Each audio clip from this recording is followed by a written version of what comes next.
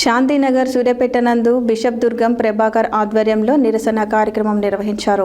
ఈ సందర్భంగా ఆయన మాట్లాడుతూ దళిత క్రైస్తవులకు ఎస్సీ హోదా తీర్పు రాజ్యాంగ విరుద్ధం, దీనిని తీవ్రంగా ఖండిస్తున్నామని సామాజికవేత్త ఉద్యమ నేత డాక్టర్ పద్మశ్రీ మందకృష్ణ మాదిగను విమర్శిస్తే సహించేది లేదన్నారు.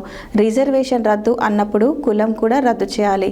1950 నాటి రాష్ట్రపతి ఉత్తర్వు ఎస్సీ హోదాను హిందూ, సిక్కు లేదా బౌద్ధ మత మార్పిడులకు మాత్రమే పరిమితం చేయడం దుర్మార్గం. అందులో క్రైస్తవులను చేర్చాలి. సుప్రీంకోర్టు ఇచ్చిన తీర్పు రాజ్యాంగ విరుద్ధం. త్వరలో రిట్ పిటిషన్ వేస్తామని పేర్కొన్నారు.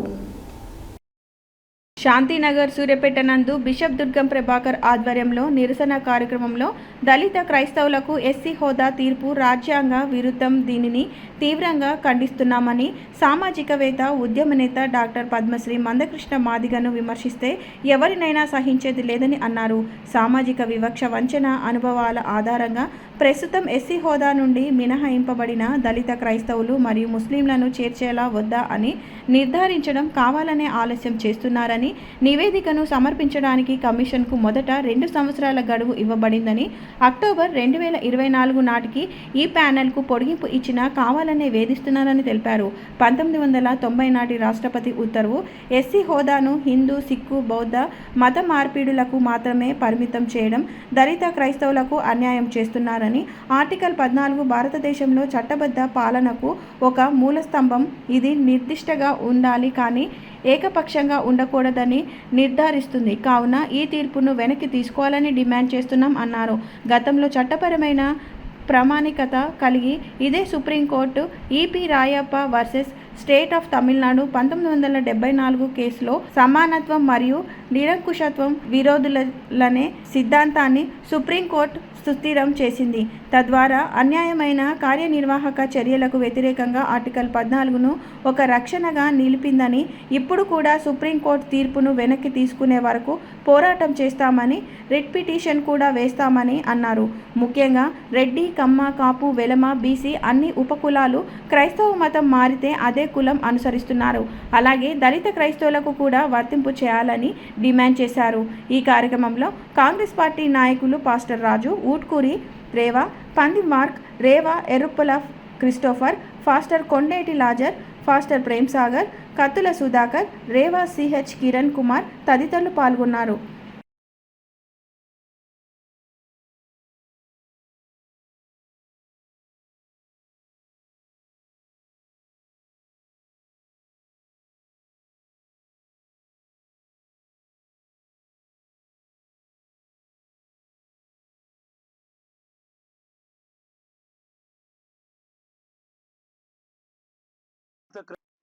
ఇది ఖచ్చితంగా రాజద్రోహమే మేము డిమాండ్ చేస్తున్నాము.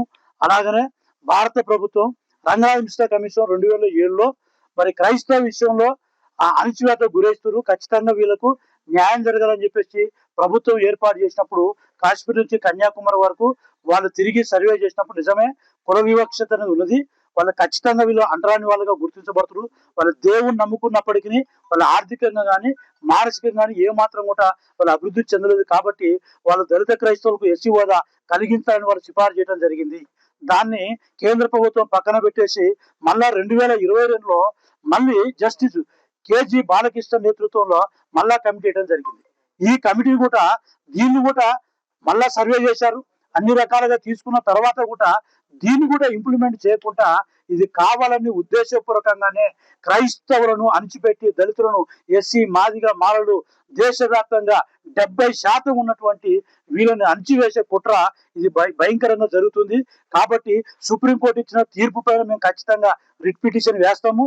పెద్దలు మరి అలాగనే సీనియర్ మరి అడ్వకేట్స్ కానీ జడ్జిలు కానీ మేము కలుస్తాము. కలిసిన తర్వాత దీని విషయంలో వెనకకు తీసుకోవాలని చెప్పేసి మేము దీన్ని ఖచ్చితంగా మేము కోరతామని చెప్పేసి ఈ సందర్భంగా తెలియపరుస్తున్నాం.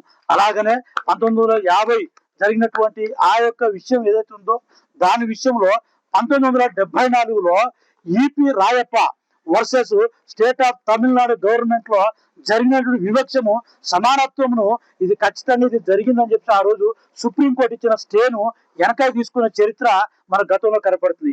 అదేవిధంగా ఈ ఎస్సీలకు ఇచ్చినటువంటి దాన్ని కూడా వాళ్ళు ఎరగకు తీసుకోవాల్సిన అవసరం ఎంతైనా ఉన్నది దీని విషయంలో సుప్రీంకోర్టు. ఎందుకంటే ఇది రాజ్యాంగ విరుద్ధం. ఆర్టికల్ 14 ఏం చెప్తుందంటే సమానత్వ హక్కు ఉందని చెప్పింది. ఇందులో ఆర్టికల్ 15 చెప్తుంది మతం కానీ, జాతి కానీ, కులం కానీ, లింగం కానీ వివక్ష లేకుండా చూడాల్సిన బాధ్యత ప్రభుత్వం మీద ఉంది. అంటే ప్రభుత్వ ఉద్యోగంలో కూడా వివక్షతను నిషేధించింది ఆర్టికల్ 16. ఆర్టికల్ 17లో అంటరానితనము నిర్మూలన ఉన్నది. కానీ ఇప్పటికీ క్రైస్తవులుగా అంటరానితనం అనుభవిస్తున్నాం. వాళ్ళు కొడుతున్నారు, చర్చిల మీద దాడి చేస్తున్నారు, మమ్మల్ని దూషిస్తున్నారు. మేము ఎవరైనా ఏరే గుళ్ళలో పోదామంటే మీరు అంతరాలను గుళ్ళోకి రానిస్తారు. ఇలాంటి వివక్ష జరుగుతుంది. ఇంకోటి ఆర్టికల్ 19 ముఖ్యంగా భావ స్వేచ్ఛ, మత స్వేచ్ఛ మాకు కలిగినప్పటికీ ఆర్టికల్ 25లో మత స్వాతంత్రపు హక్కు మాకు రాజ్యాంగం కల్పించింది. దీన్ని అన్ని పక్కన పెట్టేసి కేవలం ప్రెసిడెంట్ ఇచ్చినటువంటి ఆర్డర్ మీద ఈ తీర్పు ఇవ్వటం అనేది ఇది ఖచ్చితంగా ఇది వివక్ష. ఇది కావాలని కుట్రపూరితంగా చేసింది. అది కూడా ప్రవీణ్ పగడాల చనిపోయిన వర్ధంతి రోజే ఈ తీర్పేయటం అనేది ఇక్కడ సౌత్ ఇండియాలో ఉన్నటువంటి 6 రాష్ట్రాల క్రైస్తవ ప్రజలను దీన్ని మాయం చేసే కుట్ర జరుగుతుందన్న విషయము ఇది మేము ఖచ్చితంగా మేము చెప్పగలుగుతున్నాం. కాబట్టి ఈ విషయంలో మరి కేంద్ర ప్రభుత్వం కానీ మేము ఖచ్చితంగా మేము రాష్ట్ర వ్యాప్తంగా ధర్నాలు, రాస్తారోకలతో పాటు అలాగనే కాశ్మీర్ నుంచి కన్యాకుమారి వరకు దీన్ని ఉద్యోగం చేస్తాము, శాంతియుత ర్యాలీలు చేస్తాం. మేము ఖచ్చితంగా రిట్ పిటిషన్ వేస్తాము. దీని విషయంలో కోర్టులో మేము ఖచ్చితంగా మేము ముందుకు సాగుతామని కోరుకుంటూ, ముఖ్యంగా మా అందరికీ సపోర్ట్ గా వస్తున్నటువంటి గౌరవశ్రీ మందకృష్ణ మాదిగపై చేసినటువంటి గారిపై చేసిన అనుచిత వాక్యాలు వెనకకు తీసుకోవాలి. లేకపోతే ముక్తఘటంగా రాష్ట్ర వ్యాప్తంగా దీన్ని ఉధృతం చేస్తామని కూడా ఈ సందర్భంగా తెలంగాణ రాష్ట్ర క్రిస్టియన్ మైనారిటీ వెల్ఫేర్ అసోసియేషన్, అలాగనే సూర్యాపేట జిల్లా పాస్టర్స్ అసోసియేషన్ మరియు సూర్యాపేట జిల్లా పాస్టర్స్ ఫెలోషిప్, అలాగనే హుజూర్ నగర్ నియోజకవర్గ అధ్యక్షులు, అలాగనే సూర్యాపేట నియోజకవర్గ అధ్యక్షులు, అలాగనే సీనియర్ కాంగ్రెస్ పార్టీ, అలాగనే క్రైస్తవ నాయకులు ఊటుకూరు రాజు, అలాగనే ఆయా మండలాల అధ్యక్షుల సమక్షంలో ఈ ప్రెస్ మీట్ ఏర్పాటు చేయడం జరిగింది. జై యేసు మసీకి జై.